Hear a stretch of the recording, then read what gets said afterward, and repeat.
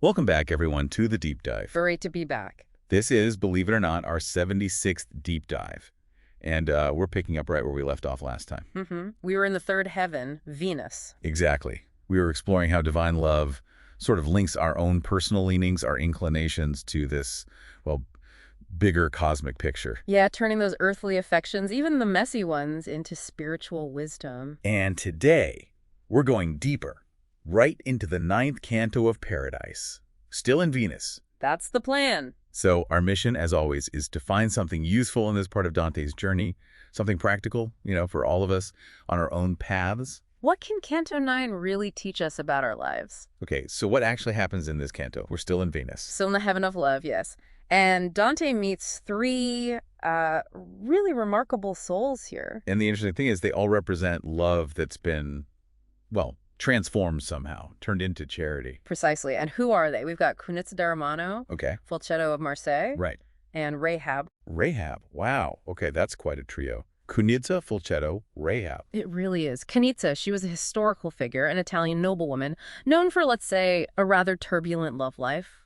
Lots of affairs. Okay, so not exactly the first person you might expect to find in paradise. Well, that's part of the point, isn't it? Then Folchetto, he started as a famous troubadour, singing about courtly love, and then completely changed paths. Became a monk, then a bishop. A big shift. A huge shift. And then Rahab the prostitute from Jericho, from the book of Joshua. Right, who helped the spies. Yes.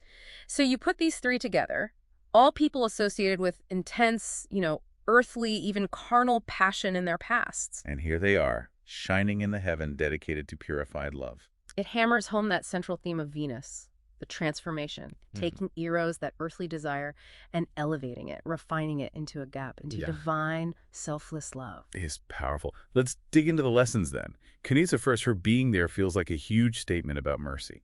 Absolutely. It's profound. Her life was, by earthly standards, scandalous.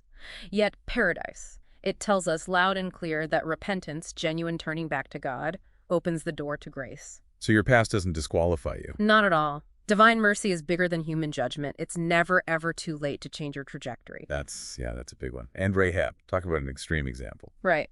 If Cunizza challenges our judgments, Rahab blows them away. A prostitute from the Old Testament, here in glory, it underlines the universality of redemption. But there's more to her story, isn't there? It wasn't just belief? Exactly. That's key. She acted, she took a risk, hid the spies, actively collaborated in what's seen as God's plan. Her presence is a powerful reminder that faith isn't passive. It needs action. It demands concrete works. Yeah. Justice, charity, courage, putting your beliefs into practice. Okay, so we have mercy and redemption with Cunizza and faith in action with Rahab. What about Folchetto? How does he fit in? Folchetto sort of embodies the transformation itself. He lived both lives. The troubadour focused on earthly love, then the bishop consumed by divine love. So he explains how it works. In a way, yes. He talks about how that same fire, that same passion can be redirected upwards, becoming spiritual fervor without losing its intensity. Earthly love isn't destroyed, it's fulfilled, given an eternal dimension.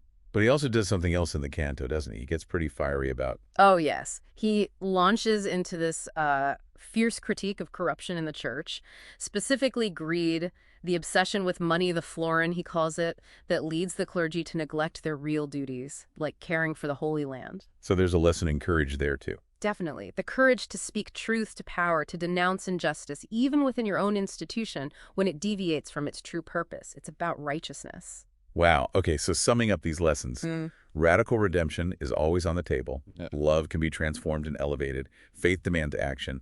And we need the courage to call out wrongdoing. That's a good distillation, yeah. Cunizza, Rahab, Folchetto, they live out these principles. So the question for you, listening right now, is how do these ideas resonate with your own journey? This possibility of transformation, the need for concrete action, maybe facing past errors or speaking up. Canto 9 really drives home that our past, no matter how complicated, doesn't define our future potential. Transformation is real. It's about the power of sincere change, focused action, and maybe finding that courage Folchetto showed. So here's a final thought to leave you with. Thinking about Cunizza, Rahab, and Folchetto. Which aspect of their journey, redemption, transformation, action, or courage, feels most relevant to your path this week? Something to mull over. Definitely something to consider. Thank you, as always, for joining us on this deep dive into paradise. We'll look forward to the next one with you.